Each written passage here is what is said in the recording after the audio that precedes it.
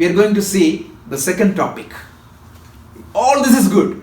The history is good. I can say that Gita inspired 1500 people in the past, or it gave us freedom. But end of the day, there is an important question. What is there for me? Right? Even if most idiotic person will not do anything without seeing some benefit. So why am I studying Gita in 21st century, sitting here in North Brunswick? I do have other choices, right? I can go to positive psychology, or I can go to some self-help group, or I can go to some temples. Why am I not doing that, and why am I studying Bhagavad Gita? A scripture that was written 5000 years back. What is the relevance of that scripture? So that's what we are going to see. Because when we answer that, that is going to give the vision of the Gita. So please pay full attention and ask any questions, because this is an important topic. We should understand the purpose. Why am I doing? Whenever you do a project, typically you ask 3 questions, right? Why, what and how? Objective, goal and scope. So we'll see. Why should I study the Bhagavad Gita? Gita is a popular book, right? If you go to Facebook, 20 million followers are there for Bhagavad Gita, at least. 20 to 40 million people follows Bhagavad Gita as an inspired book. It's huge number. So why Gita inspires so many people? So some people see reading and studying of the Gita as a pious act. Just think and connect. Tell me if I'm wrong, right? Some people read Gita, 1 or 2 lines of Gita every day. They think that is good. It's a pious act. I'm feeling that I did something good and I will earn good karma and God will protect me. So that is one thing. And for some people, right, they read Gita when they are in trouble, right? They just open a verse. They do the Bible also, right? They open the Bible or Gita or Quran or whatever book, randomly open and read a verse here and there, see some consolation, good. Some people does that. And some people study Gita for a little bit of spiritual stimulus. I wanted to be a little bit more spiritual, so I wanted to study a little bit. And for some people, they study the Gita to propagate their religion. All these are true. But it's completely an underutilization of this resource. All this is true. Gita can be used for all these things. But it's a complete underutilization of this wonderful body of knowledge. I told you one example a couple of weeks back. You have an iPhone, and if you use that iPhone only for making phone calls, it's completely underutilization, right? Imagine 20 years back, you have to carry a GPS, you have to carry a organizer, you have to carry a phone, you have to carry how many things? Camera, video camera, voice recorder. Now everything has merged into one device. So now you use that device. Some people give iPhone as a gift to their parents or grandparents. But you will eventually find that they use that for making phone calls only. So it's a completely underutilization of the resource. So if you study Bhagavad Gita only for these purposes, I'm not saying that it won't work. It will definitely work, but it will definitely an underutilization. So what is that we are interested here? So now just listen to this and tell me if this is wrong. What means all of us do several things in our life. Several goals, right? You go to employment, you try for promotions, you go to vacations, you marry, sometimes you get out of the marriage, sometimes you raise kids, sometimes you want your child to be happy. You pursue so many goals in your life. What is the ultimate goal? Happiness. Every other goal, whether it is money or power or position or relationship or anything, can be eventually translated into happiness. That's a good feeling. Otherwise I won't do it. Don't tell me otherwise. 100%. Even prayer. Why do you pray? You want it to be happy. Some people pray for, in Gita Krishna tells, 4 people pray me. 90% of the people pray for me when they are in trouble. Artho, Jitnyasu, Artharthi, Jnani. 4 type of people come to me. So even prayer is for getting rid of unhappiness and seeking happiness. This is what Gita tells. 5,000 years back, Gita tells that ultimate goal of every human being is happiness. Every other goal can be indirectly translated into happiness. Now, what is the advantage? Now the modern science has developed a lot. See, I'm talking about this definition initially came 5,000 years back. Look at 5,000 years back and now. The science has revolutionized the whole world. It won't be obvious to you, but let me point out a few examples. The understanding of the universe 5,000 years back. You all heard the story of Copernicus. What happened to Copernicus when he said Earth was... No. He said like Earth is going round the sun initially.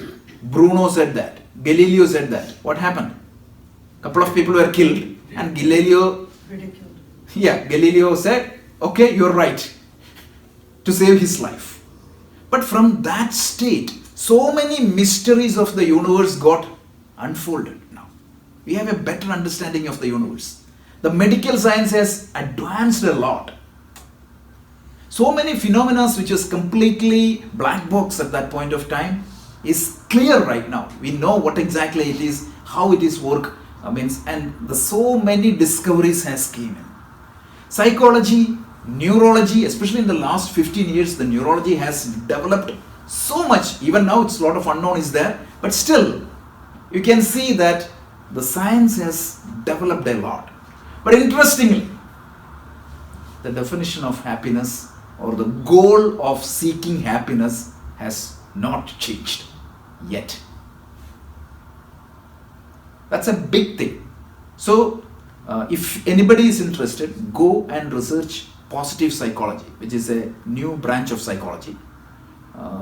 Latest definitions of happiness comes from those positive psychology, and you will see, I'm going to show you that in the next few slides. The definition of happiness given by positive psychology and Gita is exactly one and the same. So we'll see that. But here there is an interesting paradox. Some complications are there. First one is, so medical science has given us better treatment, a lot of diseases which was once upon a time, malaria for example, once upon a time it was a killer. Right now we have solution for that. And eventually the life expectancy or the longevity has increased. I'm going to show you some statistics. But it is 100% sure. Second thing is, even the least among us can afford to, for example, imagine the time of Julius Caesar or Ashoka. What is the luxurious lunch they can have? Imagine. Can you and me afford that right now? Yes. Because we are ordinary people. At that point of time, only emperors can afford that. Even palaces didn't have so many bathrooms. I was reading an interesting statistics. Even Julius Caesar's palace and every ordinary home has everything right now. Even the Caesar or the Ashoka or the Akbar the Great or the greatest kings didn't have internet or cell phone or TV. So the life, the luxurious life, whatever that could be affordable to only an emperor in the olden age is easily available to you and me right now. Forget about the empire. Imagine your childhood in India. So many things you considered as luxurious is easily available to you right now. We were just talking, right? A Pepsi was a luxury in early 90s for all of us. Now it's easily available for us. So what would have been our thinking at that point of time? Or what would have been the thinking of the common people in 5,000 years back? If I had the luxuries of an emperor, I would be happy. I would be contented. Right? So now I'm saying that you have, I have Each one of us have the luxuries that was available to a Caesar or an Akbar or an Ashoka at that time. Do you think that you are happy? That's the paradox. So look at this example. Imagine the life of Caesar or Akbar. I always think about this example. What would have been the maximum speed they can commute? Think. 10, 15, 20 miles. The maximum 35 kilometers per hour, the speed of a horse. Now, so every way you transact with the world has changed, which cannot be imagined thousands of years back. If you apply that same mathematical logic, after 5,000 years, whatever you can imagine in a heaven now, if at all there is a place called heaven, if that is available to you, do you think that your mental state is going to change? If that was the logic, mind you, you have the luxuries that was enjoyed by a Julius Caesar or an Ashoka or Akbar at that time right now. But still, my problems are my problems. And often, at least I feel that, I don't know about you guys, I feel that we used to laugh more when we didn't have these things. That doesn't mean that we have to go back. See, the presence and absence of the luxuries around me, it won't make me more happy or less happy. I've seen people living in these slums, they also laugh. They also have a good life. So, we are searching for happiness at wrong places. Your famous book, Tirukkural, also talks about this. Where are you searching for happiness? Imagine, Julius Caesar is considered as one of the most powerful king in the world history. No doubt about it, right? Each one of us have studied the great Roman Empire. And you and I have all the luxuries, in fact more. I said, like, Caesar didn't have a TV, he didn't have an internet, he didn't have a cell phone, he didn't have the speed in which we are commuting, he didn't have the communication systems we had, nothing. But still, we are unhappy. And that means tomorrow our living standards will be, or the luxuries around us may multiply, but that doesn't mean that we'll be happy. So if any one of you think that you will be happy after your retirement, you will collect all your 401k and you will go to Bahamas and be happy, please remove that idea right now. If you cannot be happy here and now, you will not be happy anytime in the future. This is extremely important. Most of the people don't understand this. They sweat 24/7 thinking that by achieving XYZ or being with ABC, you will be happy. When you go with A, you want X. Right? Before marriage, we think that marriage is going to bring happiness. And look at the divorce rate. Okay, so now, if you don't believe me, look at some statistics. I'm going to explain that. On the top side, the improvement we made. The poverty. This is the poverty. So from 1959 to 2010, you can see the poverty level has exponentially decreased. This is correct statistics. The second one is like what happens is the life expectancy. It's huge growth, right? In 1660, it was 50, and now it is touching up to 80. Even the insurance companies are changing the age right now. You might have heard, right? They are calculating the premium, saying that you live up to 85 or 89. So the life expectancy is increasing. And the last one is what? Like your income level. most of the people means even look at our own state. Look at India, right? Means the 90s, the Indias in 90s and the Indias now, like what exactly they are affording right now. Once upon a time, so many things, we were talking even earlier, like a refrigerator was a luxury in 80s, or a Maruti car was a luxury.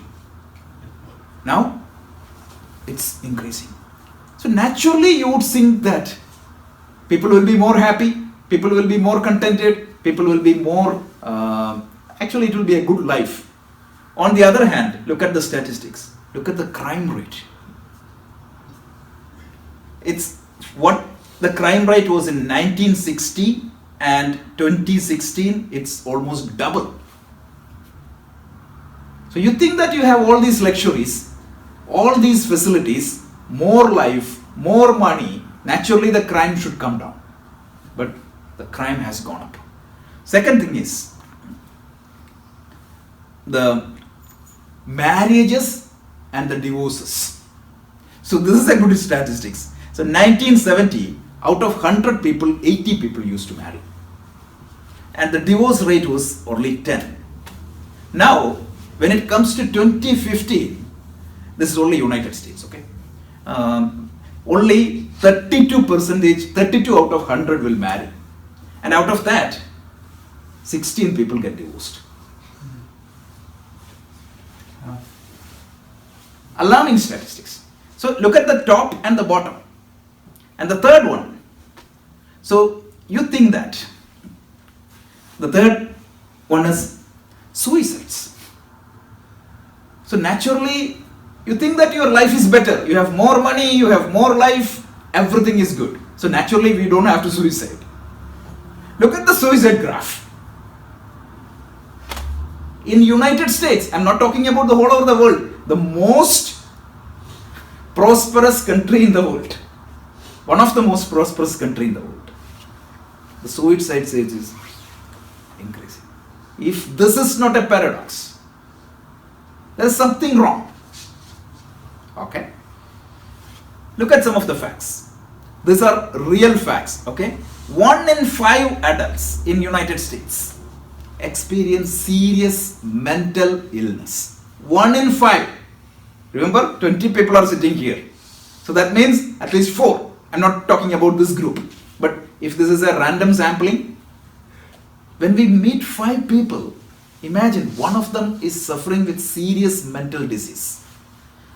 1 in 5 in Canada. I just took the nearing country. Canada is a peaceful country, so you think that they are mentally stable? No. The next one is, look at these things. Approximately depression is the cause of 850,000 deaths every year. Depression. Now, forget about adults. Look at the statistics of kids. 20% of the youth, like between 13 and 18, they live with a severe mental health condition. 11% of the youth have a mood disorder. 10% of the youth have conduct disorders. And 8% of our youth has serious anxiety disorders, which can eventually lead to serious problems. So why these two sides are not correlating? One side, everything is changing in the positive way, like the medical science is advancing, it gives us more life, it gives us more medication, it unfolds the mysteries of the nature, it gives us better facilities. On the other side, we see that our mental condition or the reason for being happy is going down, in fact. I really wanted to use the real number statistics just to bring this idea into your mind. So if you think that tomorrow there will be a tomorrow with XYZ conditions, you will be happy, that is going to be a problem. So this raises an interesting question. So I quoted this from one of the most popular book in modern time. This book is called The Flow. It is written by Mihai Csikszentmihalyi. So he is a very popular scientist who discovered the concept called flow, and he is the pioneer of positive psychology.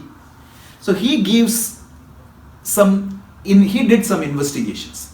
The first one is, the paradox is clear, right? One side you are advancing, and the other side you have every reason to worry.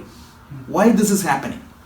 He was asking, like, is this a destiny of mankind? Whatever you do, anyway you are sent out of the Garden of Eden, so you are punished.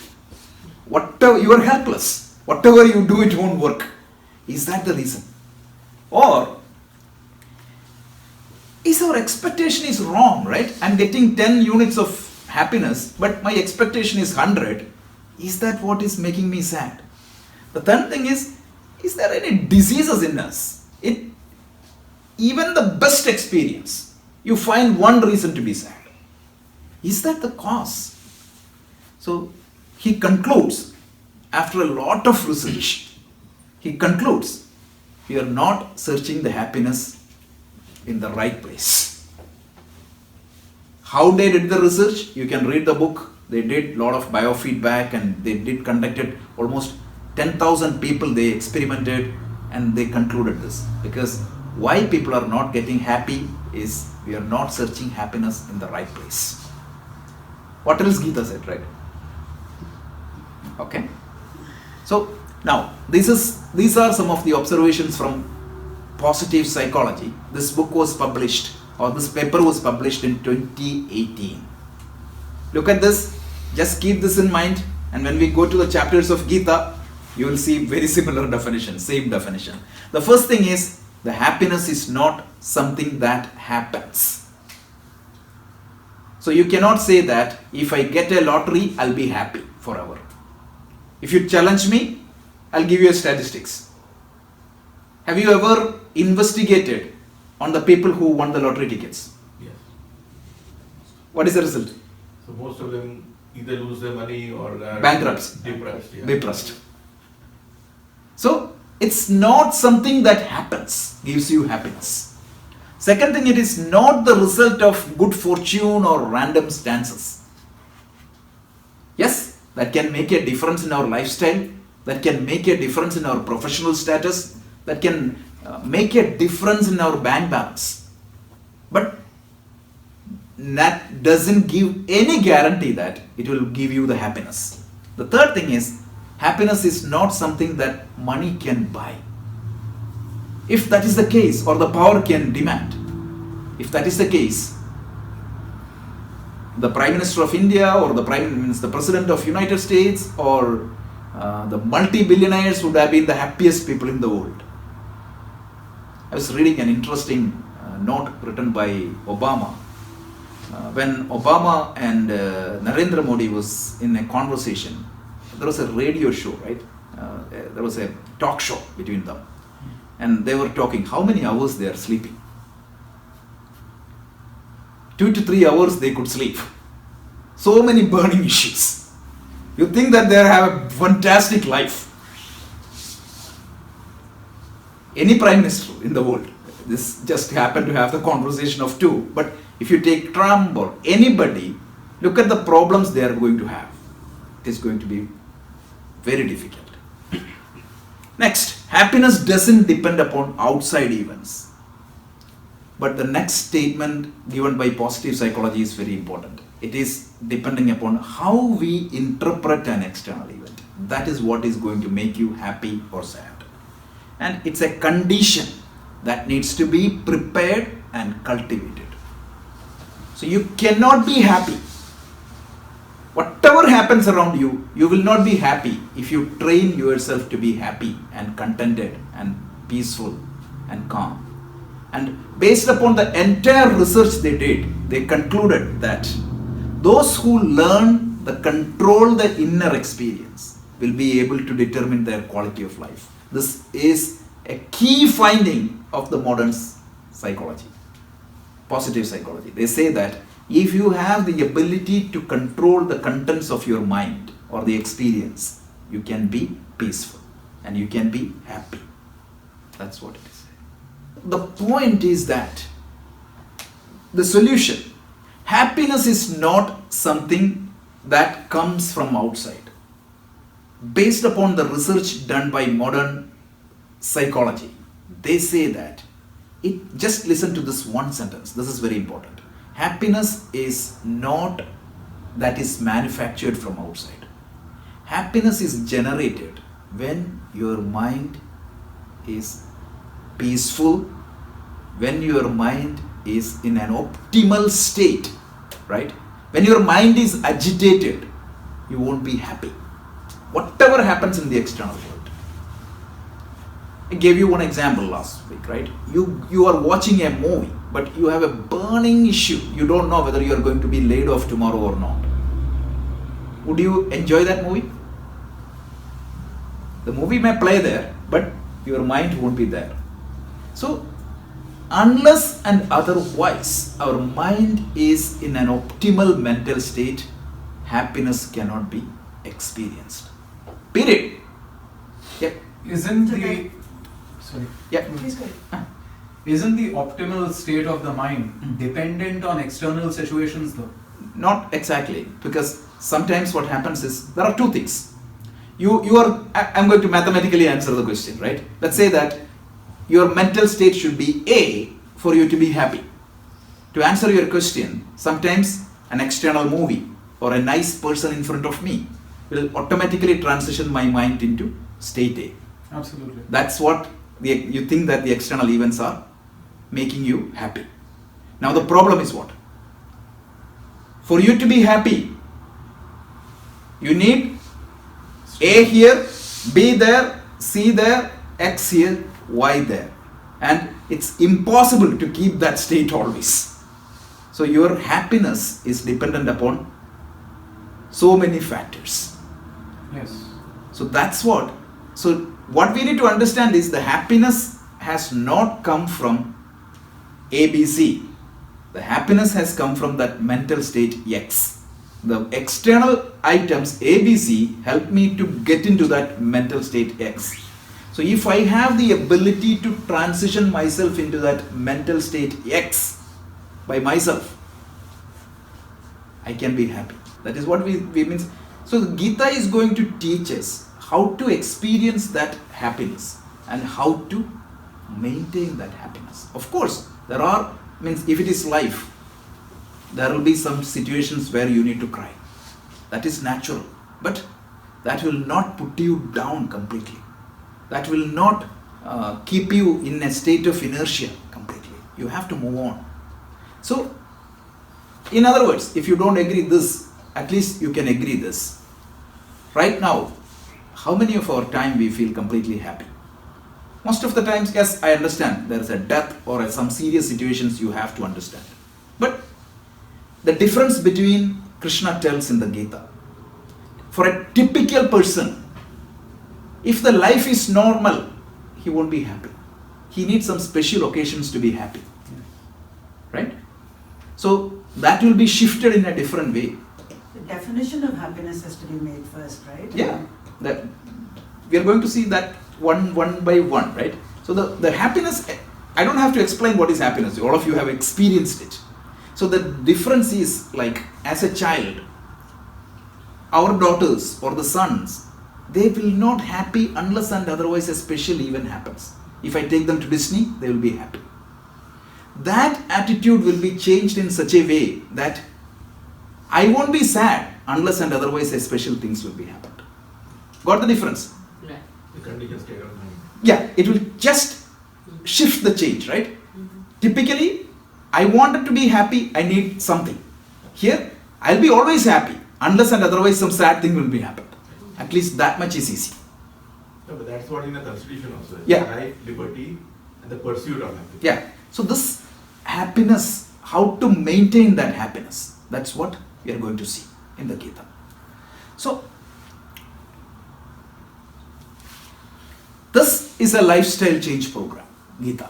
So, how can I live my life? You have to learn that. Remember, I said Gita can be learned for so many things. As a pious act, as a religious study, as for some spiritual stimulus. But if you want to gain the full potential of the Gita, you have to learn the Gita for developing self-awareness. That is one thing.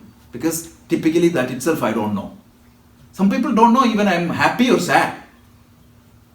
What emotions controlling them? What thoughts are controlling them? I'm going to explore this topic a lot in the chapter 1. Because that is, chapter 1 is the whole idea in that, right? How emotions and how, for example, like when your sugar level goes down in the blood, what happens? A biological instinct will come to search for food, right? So, but sometimes I'm fasting. So what happens? I put a break, even though I know that I'm hungry, I'm searching for food. That commitment for that happiness will prevent me from that biological programming. So what exactly is my priority? How it is reordered? How these competing priorities compete in my mind, and whatever that gains, that is the state of mind I have. So how do I make sure that I selected the appropriate priorities in me? Most of the people have no idea.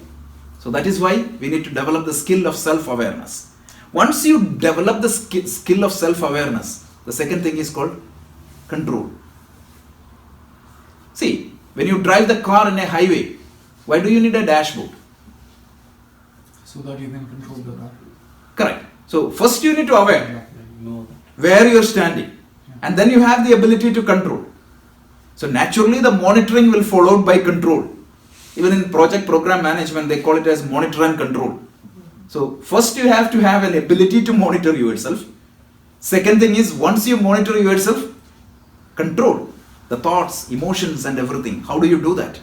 The third thing is how to experience happiness. Most of the people postpone their happiness. Every day you can find something to be happy. Your child is coming and talking to you.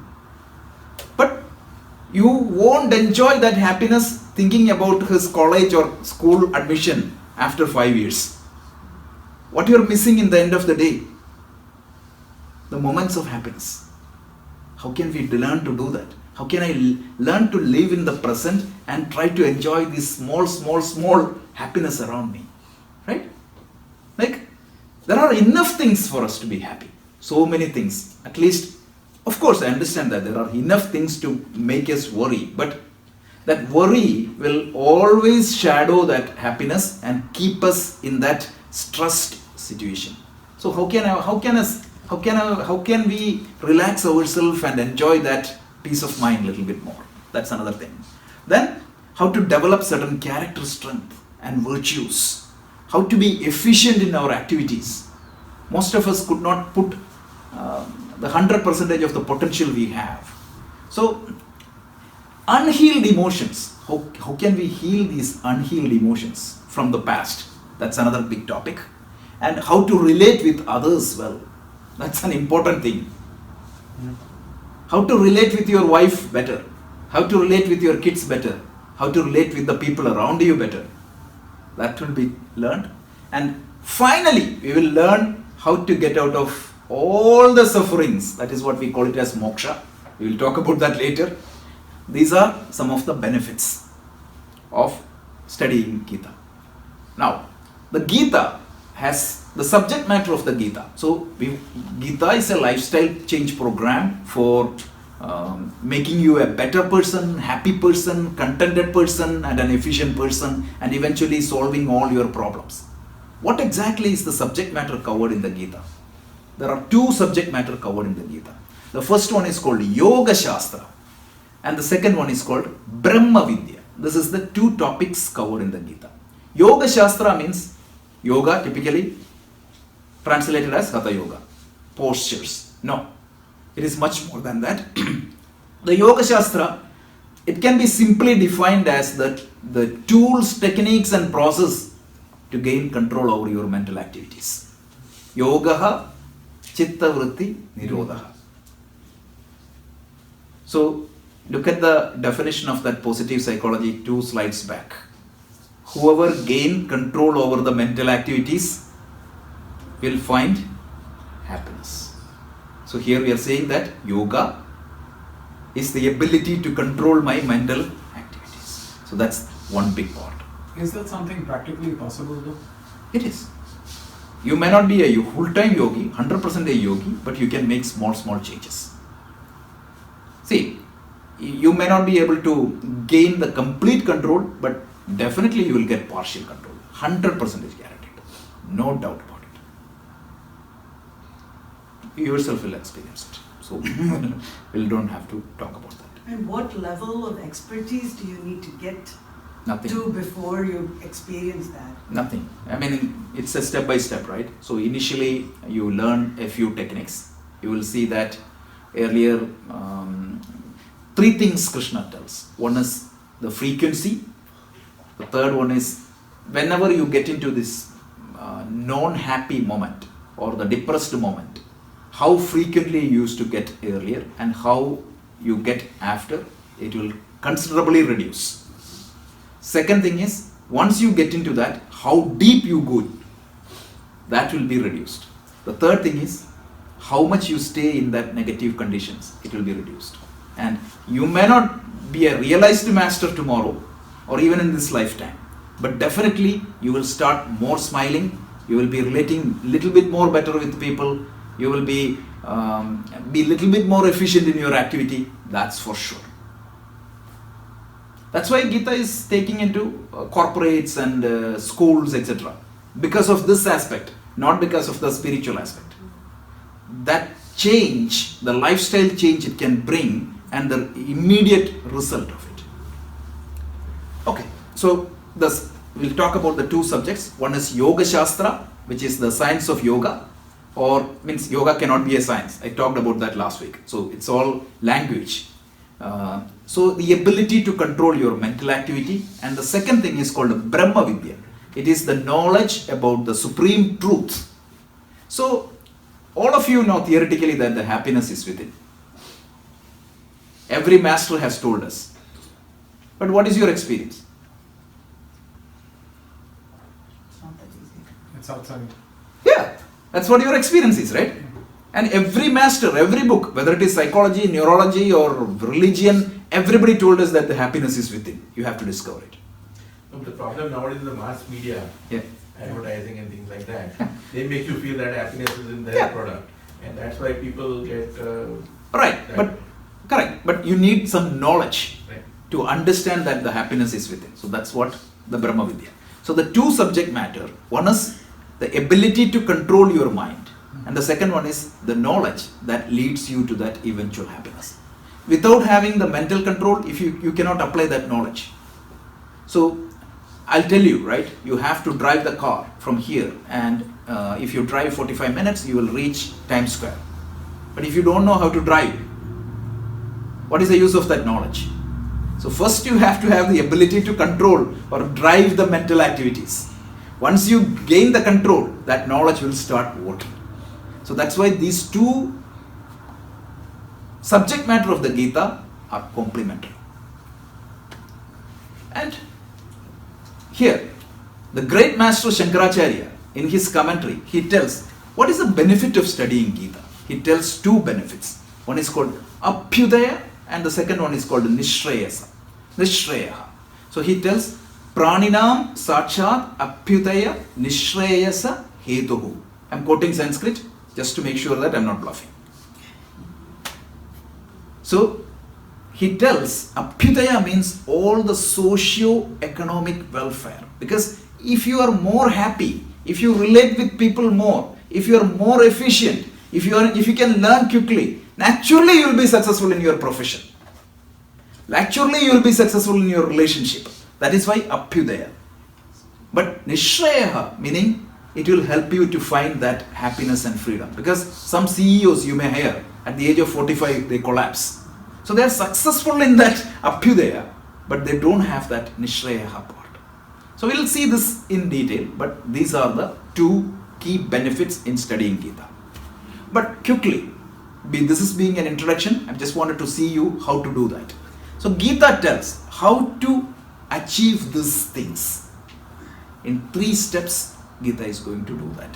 The first one is purify the mind. The second one is gain control over the mind. And the third one is, once you gain the control over the mind, then discover the happiness within. So let's take 5-minute pause and understand this a little bit. First thing is, why should I purify my mind? Look at the first sentence. That sentence is a neurological sentence. What is the function of the human mind? The function of the human mind is, it can represent. If I see you, it is in my mind, I represents that fact. And I can evaluate that information that is represented in me, and I can plan my action and reaction based on the knowledge I have. Right? This is what the function of the human mind. And imagine if my mental state is not optimal. Imagine that I am so upset, I am depressed. Mahesh will come and say me, oh Rajesh, tomorrow my daughter's school annual program is there. Can you come? I may even get upset with him sometimes because I had a huge fight at home. So how do I make sure that my mental state is always optimal? The mental state determines what thoughts and emotions dominate my mind. See, none of us wants to be stressed at any point of time, right? But we all get stressed. Why? There are some factors or some biological programming in me that puts certain thoughts and emotions in my mind. So I need to make sure that my mind is purified. So that is step one. In Sanskrit, it is called mala nivritti. Mala means impurities. So we have acquired so many impurities through our actions and through the influences and all. So how do I clean my mind? Without cleaning that, nothing is going to work. Second thing is that once I clean my mind, I need to make sure that I do have control over my thoughts. Even if my mind is clean, if that is not controlled, I cannot use that mind for the higher goals. So that is why the second skill is gaining control over the mind. And the third skill is, once I have that, I can use that mind for discovering the happiness. So it's like learning the driving is the first two steps, and then going to New York and getting that is the third thing. That's a very good example. Imagine that there is a lake, and the lake is completely dirty, and you are searching a jewel, a diamond lying down at the bottom of the lake. You go there and look. Can you see it? Why? The dirt. So first thing what you have to do, clean the dirt. And imagine the dirt is clean, but the waters are just dancing and turbulent. Still you cannot see the bottom of the lake. So you have to make the water calm. So first thing is cleaning, second thing is controlling. And then if you look at the sky, you won't see the jewel. Somebody has to direct you to look within. So when you do that, you will see the jewel.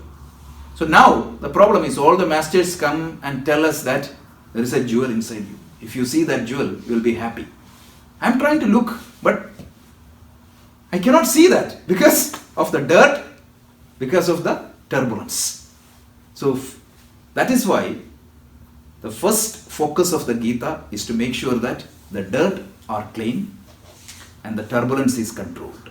And then the knowledge will work. Now you may study all the Upanishads in the world. It will not work because my mind is not ready to take that teaching.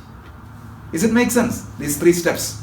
So, are these really three separate steps, or is it so that if you purify the mind, control comes spontaneously and automatically? Do we have to separately exert for control? Yeah, you have to do that. Even after purifying? Yeah. That's the training that you talked about. That's in the training. previous slide. Yeah. Right?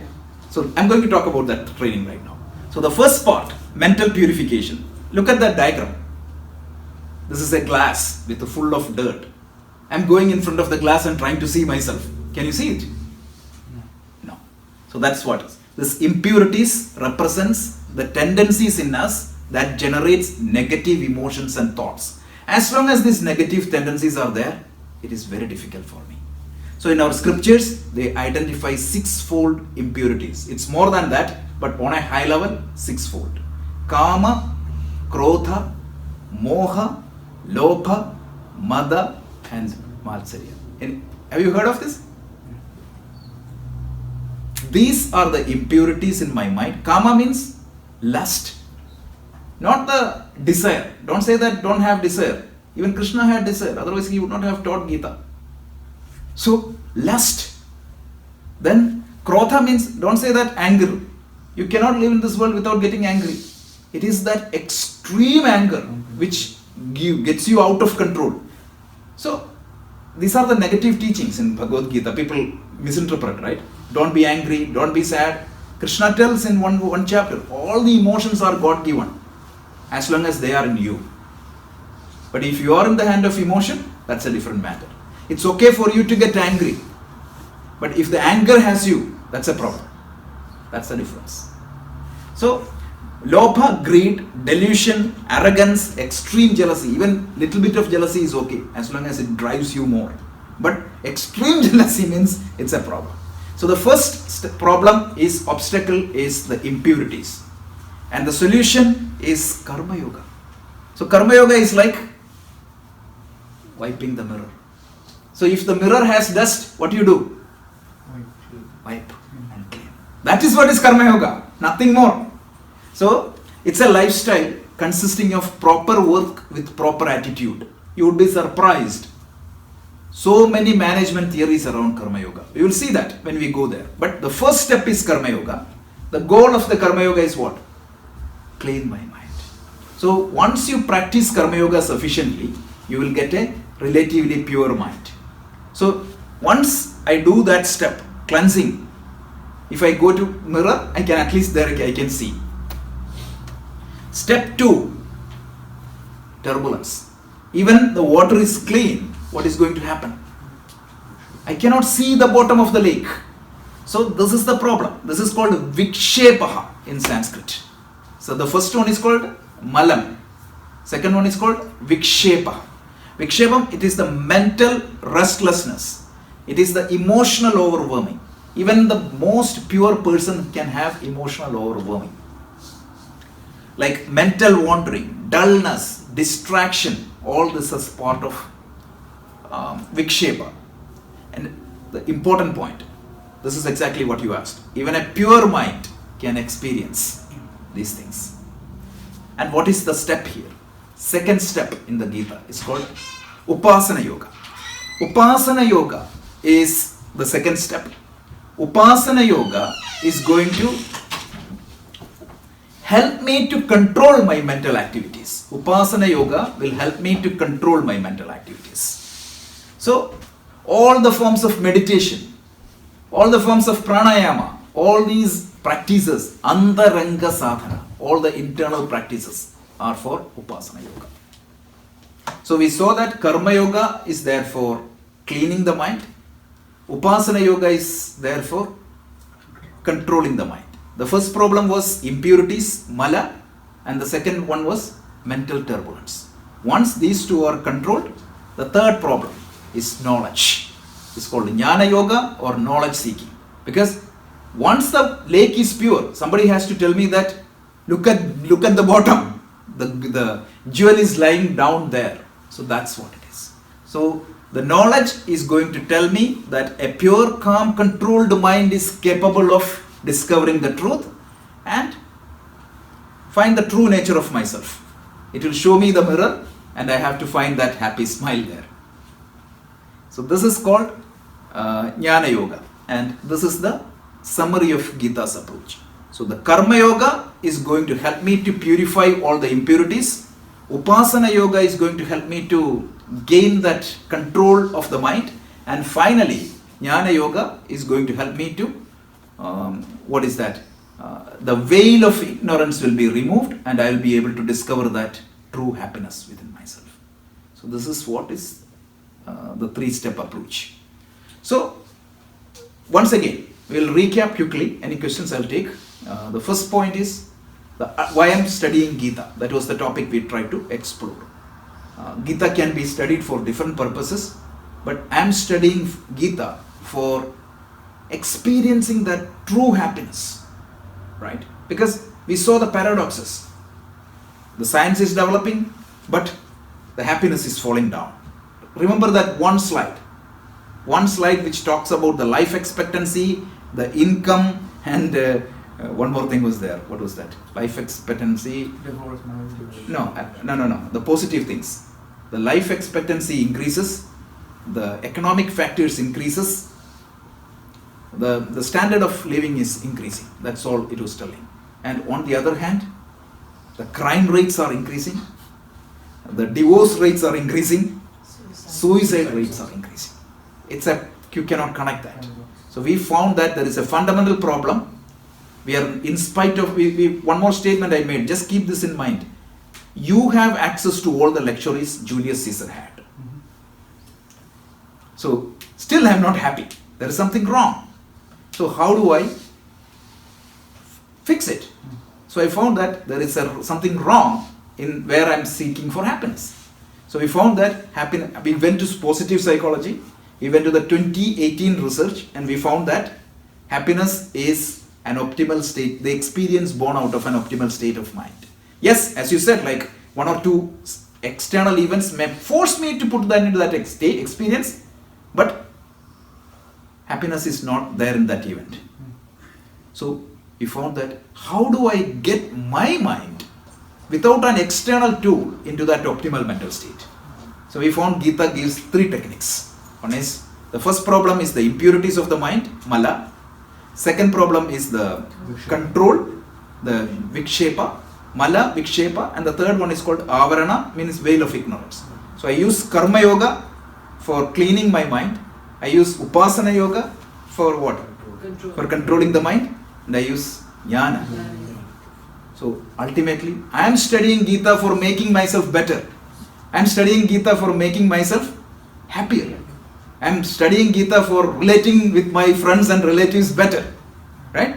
I am studying Gita for making myself more efficient, more smiling. Who don't want this?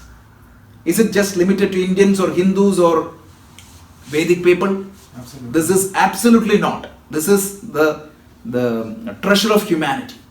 So we should be presenting in that way only. Is it clear? Excellent. So we'll stop here. We'll start the meditation classes, but next week we'll conclude this particular introduction topic. So we learned what is Gita. We learned why should I study Gita. Next is what? How should I study Gita? How can I approach Gita in such a way that I can follow this? Otherwise, one person went to Swami Chinmayananda and said, right, this story all of you know. I have gone through Gita 18 times. Nothing has happened. So Swamiji's response was very interesting. He said, has Gita gone through you at least once? So how do I study Gita in such a way that the Gita goes through you? So this is not pravachans and discussions. You have to relate that with yourself. And that's why I changed the whole idea into, the whole Gita is summarized in that 3 approach. Mala nivritti, vikshepa nivritti, and avarana nivritti. And from the current state of a stressful, unhappy, inefficient, confused individual to a powerful, happy, contented, smiley person. This is the transformation. Right? Is it clear? Why should I study Gita? Why should I study a scripture that was originated 5,000 years back? Excellent. Okay, thank you.